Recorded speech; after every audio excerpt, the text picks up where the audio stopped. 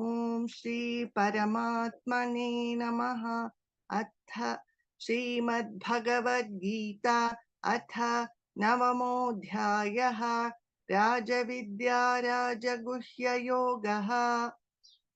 श्रीभगवानुवाच इदं तु ते गुह्यतमं प्रवक्ष्याम्यनुसूयवे ज्ञानौ विज्ञानसहितं यज्ञात्वा मोक्षसे शुभात्। राजविद्या राजगुह्यं पवित्रमिदमुत्तमम् प्रत्यक्षावगमन् धर्म्यं सुसुखं कर्तुमव्ययम्। अश्रद्धधाना पुरुषाः धर्मस्यास्य परन्तप अप्राप्यमानि वर्तन्ते मृत्युसंसारवर्त्मनि। मया ततमिदं सर्वं जगदव्यक्तमूर्तिना मत्स्थानि सर्वभूतानि न चाहन्तेष्वस्थितः न च मत्स्थानि भूतानि। पश्य मे योगमैश्वरम् भूतभृन्न च भूतस्थः ममात्मा भूतभावनः। यथाकाशस्थितो नित्यं वायुः सर्वत्र गोमहान् तथा सर्वाणि भूतानि मत्स्थानीत्युपधारय।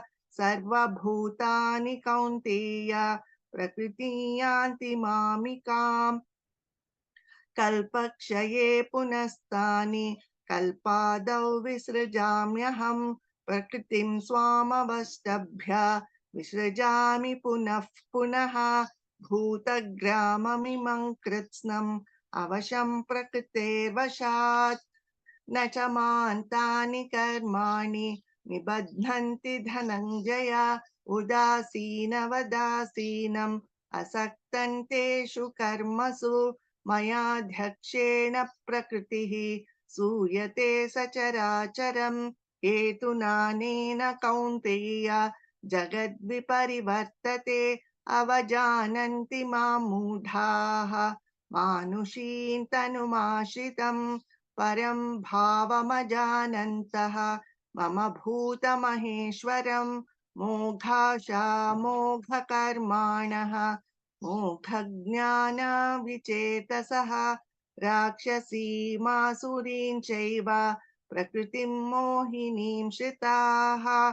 माहात्मानस्तु मां पार्थ दैवीं प्रकृतिमाश्रिताः भजन्त्यनन्यमनसः ज्ञात्वा भूतादिमव्ययम्। सततं कीर्तयन्तो मां यतन्तश्च दृढव्रताः नमस्यन्तश्च मां भक्त्या नित्ययुक्ता उपासते। ज्ञानयज्ञेन चाप्यन्ये यजन्तो मामुपासते। ये एकत्वेन पृथक्त्वेन बहुधा विश्वतो मुखम् अहं क्रतुरहं यज्ञः स्वाध्याहमहमौषधम् मन्त्रोऽहमहमेवाग्न्यम् अहमग्निरहं हुतम्। पिताहमस्य जगतः माता धाता पितामहः वेद्यं पवित्रमोङ्कारः ऋक्सामयजुरेव च। गतिर्भर्ता प्रभुः साक्षी निवासः शरणं सुहृत्। प्रभवः प्रलयस्थानं निधानं बीजमव्ययम्।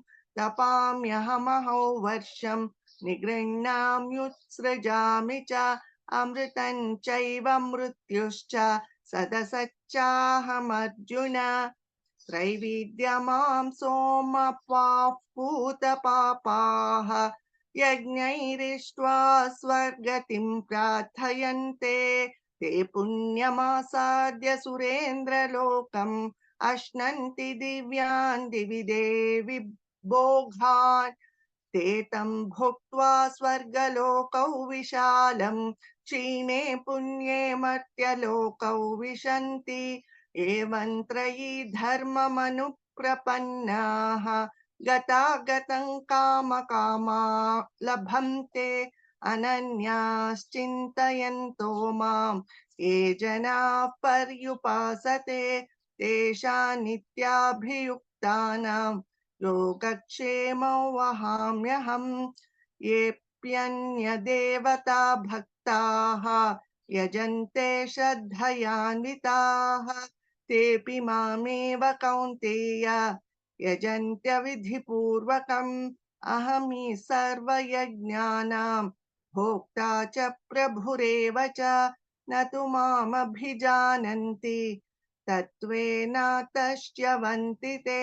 यान्ति देवव्रता देवान् पितॄन् पितृव्रताः भूतानि यान्ति भूतेज्याः यान्ति मद्याजिनोऽपि माम्। पत्रं पुष्पं फलं तोयं यो मे भक्त्या प्रयच्छति तदहं भक्त्युपरुतम् अश्नामि प्रयतात्मनः। यत्करोषि यदश्नासि यज्जुहोषि ददासि यत् यत्तपस्यसि कौन्तेय तत्कुरुष्व मदर्पणम्। शुभाशुभफलैरेवम् मोक्ष्यसे कर्मबन्धनैः। सन्न्यासयोगयुक्तात्मा विमुक्तो मामुपैष्यसि। समोऽहं सर्वभूतेषु न मे द्वेषोऽस्ति न प्रियः। ये भजन्ति तु मां भक्त्या महिते तेषु चाप्यहम्। अपि चेत् सुदुराचारः भजते मामनन्यभाक् साधुरेव समन्तव्यः। सम्यग् व्यवसितो हि सः क्षिप्रं भवति धर्मात्मा शश्वच्छान्तिं निगच्छति। कौन्तेय प्रतिजानीहि न मे भक्तः प्रणश्यति। मां हि पार्थौ व्यपाश्रित्य येऽपि स्युः पापयोनयः। स्त्रियो वैश्यास्तथा शूद्राः तेऽपि यान्ति परां गतिम्। किं पुनर्ब्राह्मणाः पुण्याः भक्ता राजस्य यस्तथा। अनित्यमसुखल्लोकम् इमं प्राप्य भजस्व माम्। मन्मना भव मद्भक्तः मद्याजी मां नमस्कुरु। मामे वैश्यसि युक्त्वैवम् आत्मानं मत्परायणः। ॐ तत्सदिति श्रीमद्भगवद्गीतासु उपनिषत्सु ब्रह्मविद्यायां योगशास्त्रे श्रीकृष्णार्जुनसंवादे राजविद्या राजगुह्ययोगो नाम नवमोऽध्यायः। सर्वधर्मान् परित्यज्य मामेकं शरणं व्रज। अहं त्वा सर्वपापेभ्यः मोक्षयिष्यामि मा शुचः।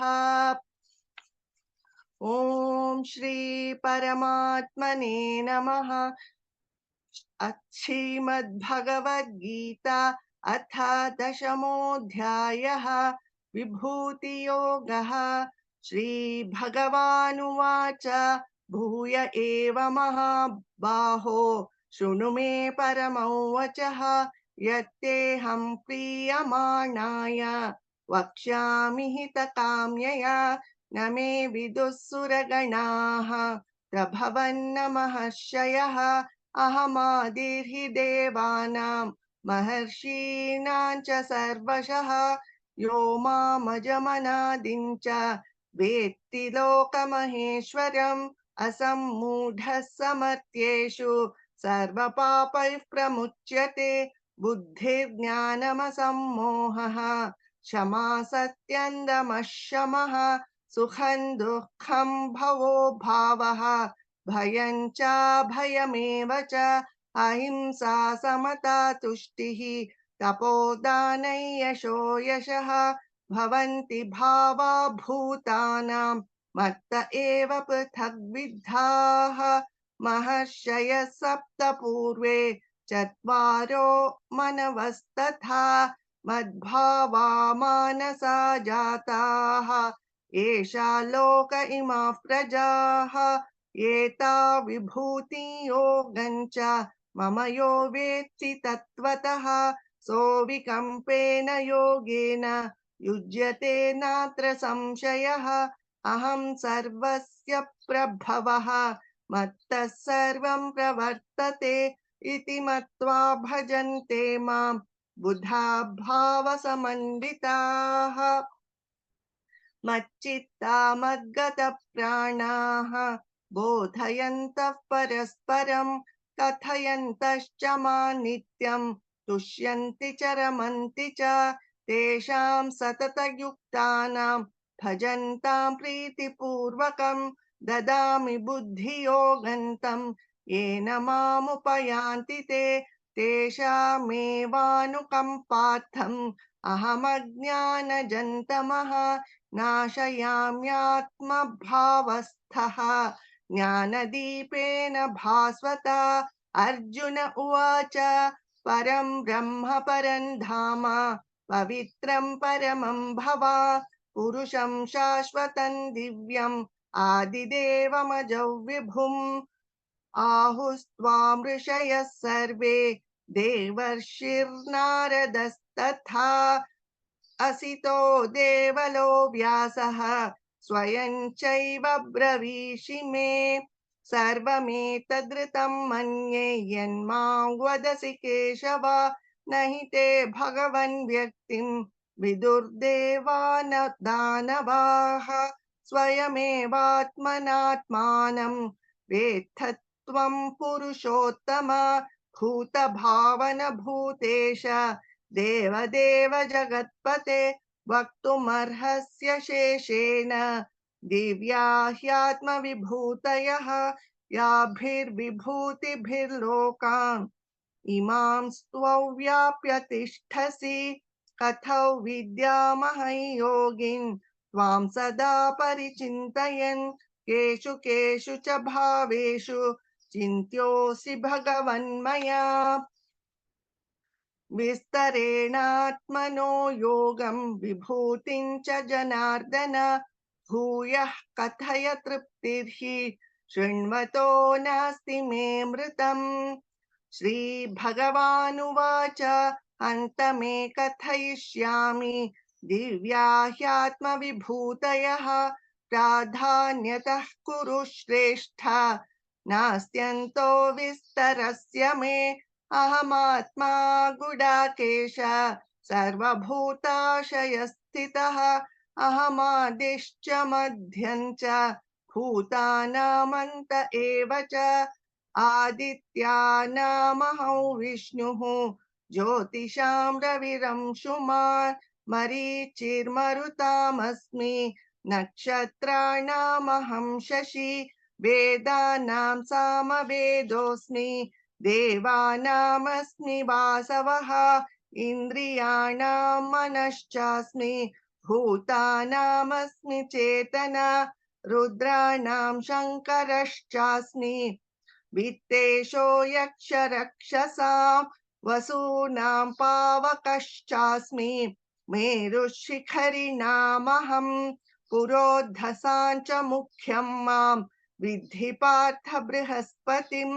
सेनानीनामहं स्कन्दः सरसामस्मि सागरः महर्षीणां भृगुरहं गिरामस्मेकमक्षरम् यज्ञानां जपयज्ञोऽस्मि स्थावराणां हिमालयः अश्वत्थः सर्ववृक्षाणां देवर्षीणां च नारदः गन्धर्वाणां चित्ररथः सिद्धानां कपिलो मुनिः उच्चैश्रवसमश्वानां विद्धि माममृतोद्भवम् ऐरावतं गजेन्द्राणां नराणां च नराधिपम् आयुधानामहं वज्रं धेनूनामस्मि कामधुक् प्रजनश्चास्मि कन्दर्पः सर्पाणामस्मि वासुकिः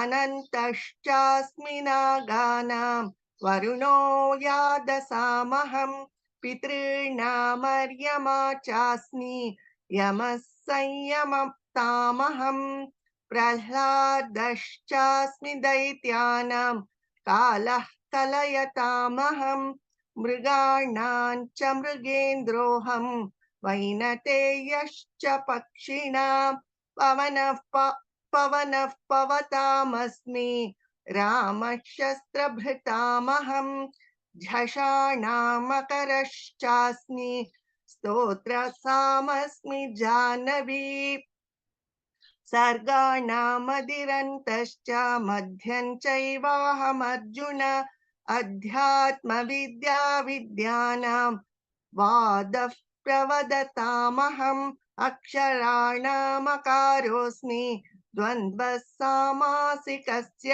च अहमेवाक्षयः कालः धाताहौ विश्वतो मुखः मृत्युः सर्वहरश्चाहम् उद्भवश्च भविष्यताम् कीर्तिः श्रीवाक्च नारीणां स्मृतिर्मेधा धृतिः क्षमा बृहता बृहत्साम तथा साम्नां गायत्री छन्दसामहं मासानां मार्गशीर्षोऽहं ऋतूनां कुसुमाकरः द्यूतं चलत्यतामस्मि तेजस्तेजस्विनामहम् जयोऽस्मि व्यवसायोऽस्मि सत्वं सत्त्ववतामहम्